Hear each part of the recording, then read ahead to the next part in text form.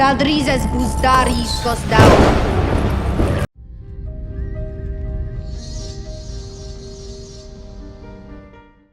This first question comes from a user named Rahim G, and he says, the dragon at the end of the trailer is definitely VHAGAR heading towards young Aemon. Agreed. There's a bunch of people that think the dragon, obviously everyone knows the big ass leg that we see in the same scene with young Aemon, right? We know that's VHAGAR. But the dragon that pops up at the very end of the trailer, the last image we see, there's some debate and people saying that it looks like Syrax from the promotional images. Syrax is a chonker, right? Because Rhaenyra very much doesn't take part in the war. When she's younger, she flies her dragon all over the Seven Kingdoms, and that's what makes most of the higher up lords in Westeros get to know her.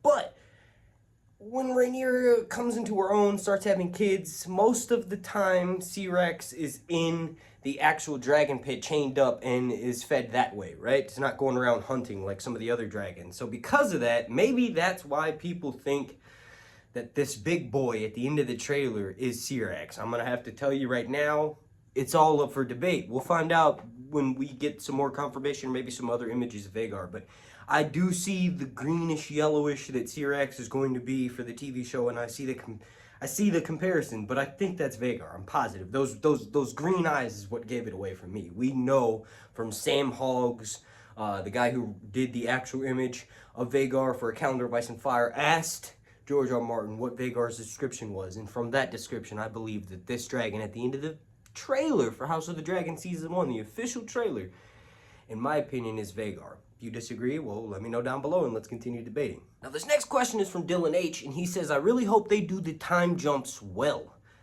I agree. That was one thing that when I first heard about it, I was a little bit concerned. Like, I want them to tell as much of this story as possible, but also I don't want this to be like some other shows that fail miserably when they're trying to piece together a jigsaw puzzle and make it a congruent story, and there's time jumps and the storylines all over the fucking place. I was scared when I heard about that until I saw, for one, the casting, how similar the older and younger versions of Alicent and Rhaenyra look, right? And then also the team involved. Ryan Condal may not have as many credits to his name, but every single time I hear him talk, and I've heard him speak for hours now, I follow his podcast, Props Podcast. He's a true fan, so I've got more faith in the show. So I agree with you, Dylan. I hope they do these time jumps well. If you all agree with Dylan and my own sentiment, let me know down below in the comment section. This comment comes from Frank Heathersue, and he or she says, am I the only one disappointed a bit with the dragons? They don't have that vibe by the same ones in Game of Thrones. The CGI doesn't look that good. Now, I actually have seen that comment quite a few times. I got it a couple times in the comment section on my own video, and on the actual HBO Max page where they released the official trailer, I saw that comment as well. You gotta realize, YouTube, my videos included, right? They look way better on my phone, but when you upload something to YouTube, the algorithm breaks it down. The bit rate is changed and everything is formatted to play well on YouTube's player. Now that sounds good, but when you visually look at something that was in 4K and then you upload it, you're like, oh, holy shit, what the hell did YouTube's bitrate do to my video feed? That's probably what happened to some of these dragons. I think they look awesome. I watched it on the actual HBO Max website. I watched it on YouTube. I've watched it on Twitter several times. I think these dragons are visually distinguished from Daenerys's, and that's key. That is a key thing there, because none of these dragons, except for one of them, is related to Daenerys's dragons. So they have to look different. They are described a certain way in the books, and so far the colors, especially how Caraxes looks like, perfect. I love it. It's all very aesthetically pleasing to me.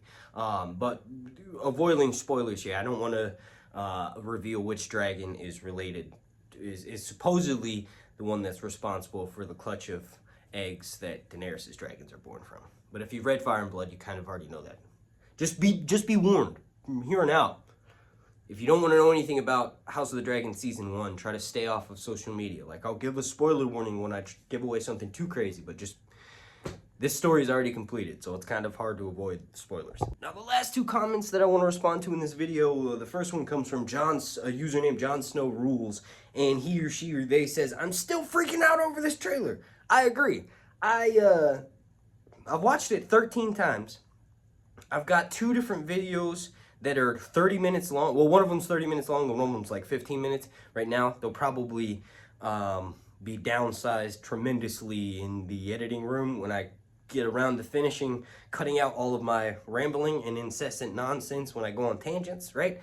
But in those 2 videos, I talk about how this trailer is compared to some of the other Game of Thrones ones, and I go more in depth than what I did in my initial trailer breakdown. But those will be coming out within this next week. Just give me some time to finish editing those. And the last comment that I want to respond to this video comes from a username Archaic Priest, and he or she or they says, I think that the eyes are used by the small council as some sort of means of voting. Exactly, right? So when I first saw the balls that are sitting in front of everybody on Viserys' small council member, initially in the trailer, it's him holding it, or he's got it in front of him, and obviously we've all been looking out for Aemon. We know he's going to miss an eye. I initially thought that maybe this was something that he had made for his son Aemon, because he did lose an eye, and this is a Prince of the Blood. This is a Prince Aemon Targaryen, right? It's obviously not the case.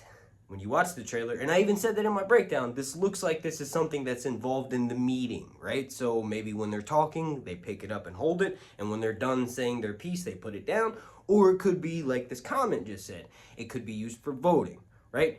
I just thought that was a pretty interesting detail, and I probably got like at least 15 to 20 comments saying, that's not an eye, right? But if you had further listened to my breakdown, you'd realize I kind of figured it out, partially. Not all the way. Anyway, thank you all so much for watching. Sorry if this video was too long for you. Let me know down below what's the perfect length of video for you, right? Like, obviously my breakdowns are going to be 20 to 25 minutes. I'm going to be live streaming every Sunday after the episode for like 2 hours, right? So just let me know what are these good, we'll do lore background. Like, what's a good time frame for you? Thank you so much for watching. And a super special shout out to every single member of my Patreon family over on patreon.com/YourHuntsReviews. My name's Mark.